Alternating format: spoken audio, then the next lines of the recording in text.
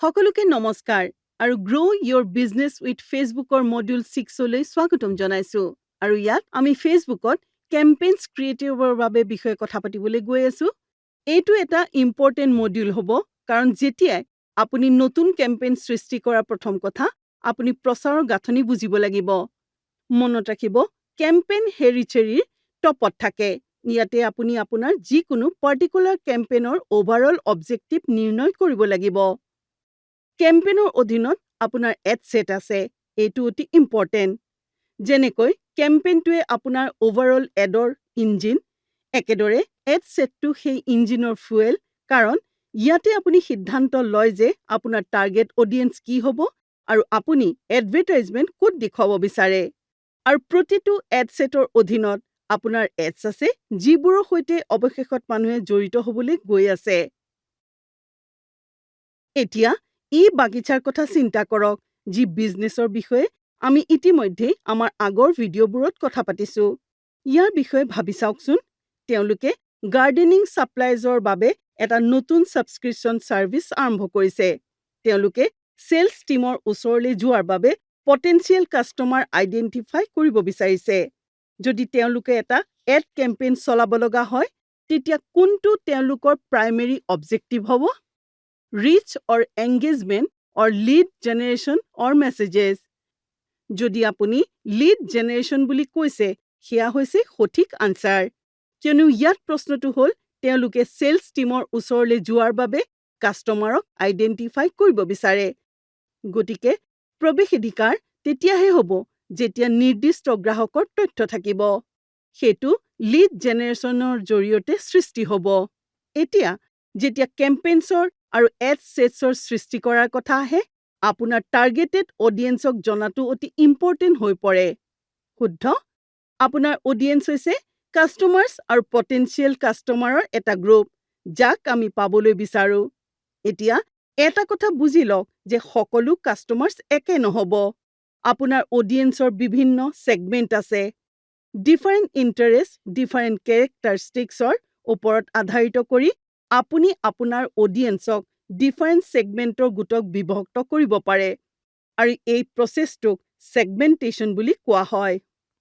এতিয়া ফেচবুকত আপোনাৰ ওচৰত বিভিন্ন টাৰ্গেটিং অপশ্যন আছে। আপুনি ক'ৰ অডিয়েন্সৰ ওচৰলৈ গৈ পাব পাৰে, আপুনি কাষ্টম অডিয়েন্সৰ ওচৰলৈ যাব পাৰে বা একেধৰণৰ অডিয়েন্সৰ ওচৰলৈ যাব পাৰে। সেইবোৰৰ প্ৰতিটোৰ ডিটেইলছ বেলেগ বেলেগ হ'ব। ক'ৰ অডিয়েন্স হৈছে ফেচবুকৰ সঠিক টাৰ্গেট অডিয়েন্স। আপুনি লোকসকলৰ তেওঁলোকৰ ডেম'গ্ৰাফিক্স, এজ গ্ৰুপ, জেণ্ডাৰ, পেৰেণ্টেল ষ্টেটাছ আৰু ফিটনেছ আৰু ৱেলনেছ, শ্বপিং আদিৰ দৰে ইণ্টাৰেষ্টৰ ওপৰত আধাৰিত কৰি টাৰ্গেট কৰিব পাৰে। তেওঁলোকে কি এনজয় কৰে ইত্যাদি। বিহেভিয়াৰৰ ওপৰত ভিত্তি কৰি তেওঁলোকে কিমান সঘনাই ট্ৰেভেল কৰে, তেওঁলোকে এখন এক্সপেক্টেড কাণ্ট্ৰিলৈ যাব খোজে নেকি, তেওঁলোকে কি লোকেশ্যনত বাস কৰি আছে, এটা পিনক'ড বা এটা ৰাজ্য বা এখন চহৰ। গতিকে এই সকলোবোৰ অতি নিখুঁত অপশ্যন যিবোৰ আপুনি বাছি ল'ব পাৰে আৰু ফেচবুকক সুধিব পাৰে আৰু আপোনাৰ কেম্পেইন সৃষ্টি কৰিব পাৰে।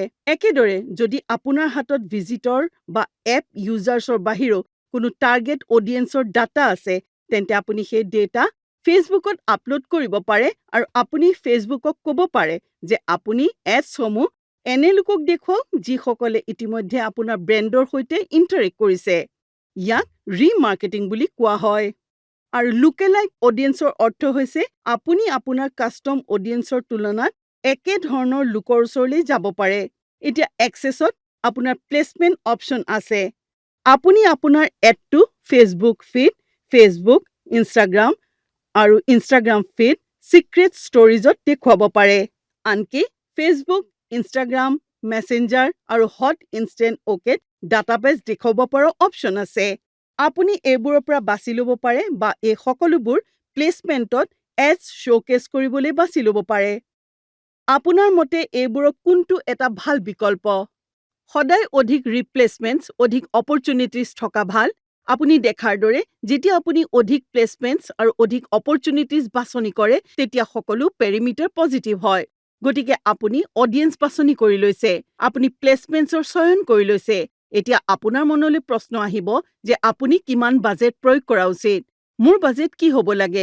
এইটো আপোনাৰ historical ad accounts data, estimated number of results, potential reach, estimated daily results আৰু আপোনাক লাৰ্ণিং ফেজৰ পৰা উলিয়াই আনিবলৈ কিমান বাজেটৰ প্ৰয়োজন তাৰ ওপৰত ডিপেণ্ড কৰিব। গতিকে লাৰ্ণিং ফেজ কি? লাৰ্ণিং ফেজ হ'ল সেই সময় য'ত আপোনাৰ এডছ আৰু ফেচবুক এলগথৰিয়ামে আপোনাক এড ছেটটো ডেলিভাৰ কৰাৰ উত্তম উপায় বিচাৰি উলিয়ায়। শুদ্ধ? এই সময়ছোৱাত আপোনাৰ এডটোৱে মেক্সিমাম ৰিজাল্টৰ বাবে ল' কষ্টৰ পদ্ধতি বিচাৰিবলৈ চেষ্টা কৰে। এতিয়া আপুনি বিচাৰিব যে আপোনাৰ এডছ যিমান পাৰি সোনকালে লাৰ্ণিং ফেজৰ পৰা ওলাই আহক, কিন্তু সাধাৰণতে এইটো প্ৰায় 50টা অপ্টিমাইজেশ্যন ইভেণ্টছৰ পিছত বা 7 দিনৰ পিছত হয়। এই সময়ছোৱাত আপোনাৰ পৰ্যাপ্ত বাজেট থাকিব লাগে যাতে আপুনি এই 50টা অপ্টিমাইজেশ্যন আৰু ইভেণ্টৰ বাবে ফাণ্ড যোগান ধৰিব পাৰে বা 7 দিনৰ বাবে এনাফ বাজেট কৰিব পাৰে। সেয়েহে এখন ভেলিড বাজেট থকাটো গুৰুত্বপূৰ্ণ। লাৰ্ণিং ষ্টেজ বা লাৰ্ণিং ফেজত কি হয়? মেচিন লাৰ্ণিং এলগথৰিয়ামে আপোনাৰ আটাইতকৈ ভেলুৱেবল কাষ্টমাৰ্ছৰ সকলক বুজিবলৈ প্লেটফৰ্ম ডাটা কম্বাইন কৰে। তেওঁলোক ক'ৰ পৰা আহিছে?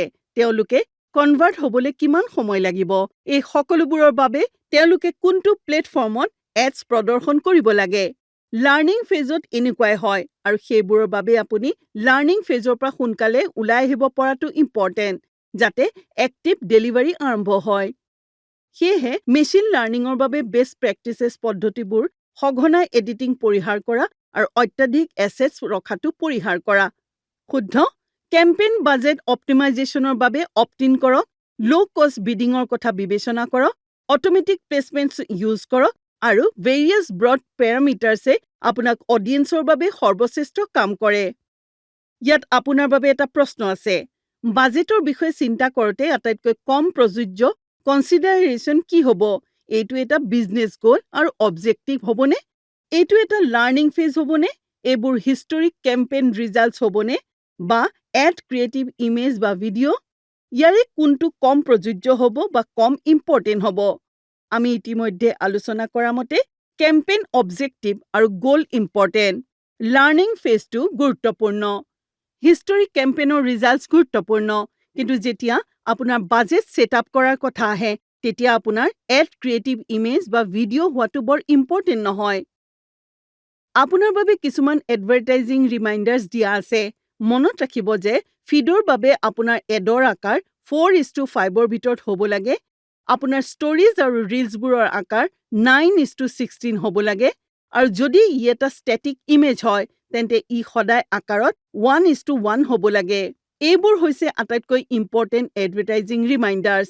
লগতে এতিয়া আপোনাৰ বাবে এডছ চলোৱাৰ সৰ্বশ্ৰেষ্ঠ সময়, কিয়নো সমগ্ৰ বিশ্বত অধিক সংখ্যক লোকে বিভিন্ন কমিউনিটিৰ সৈতে সংযোগ স্থাপন কৰিছে। তেওঁলোকে প্ৰডাক্ট আৰু বিজনেছক ৰিকমেণ্ড কৰিছে যিবোৰে তেওঁলোকক ফ'ল' কৰে। গতিকে যদি আপুনি এই মুহূৰ্তত লোকেলি, নেশ্যনেলি বা আনকি ইণ্টাৰনেশ্যনেলিভাৱে সৰ্বাধিক সংখ্যক লোকৰ ওচৰলৈ যাবলৈ বাজেট প্ৰাপ্ত কৰে, গতিকে এটা ফেচবুক পেজ তৈয়াৰ কৰিবলৈ আৰম্ভ কৰক, এডছ চলাবলৈ আৰম্ভ কৰক আৰু প্ৰতিদিনে অধিক আৰু অধিক নতুন মানুহৰ ওচৰলৈ যাওক। ফেচবুকে সদায় আপোনাৰ মেছেজবোৰ আগলৈ ঠেলি দিয়াত আৰু সম্প্ৰদায় এটা গঢ়ি তোলাত সহায় কৰিব যি আমাৰ অভিযান আৰু আপোনাৰ বিজনেছৰ এটা গুৰুত্বপূৰ্ণ অংশ। পৰৱৰ্তী ভিডিঅ'ত পুনৰ লগ পাম।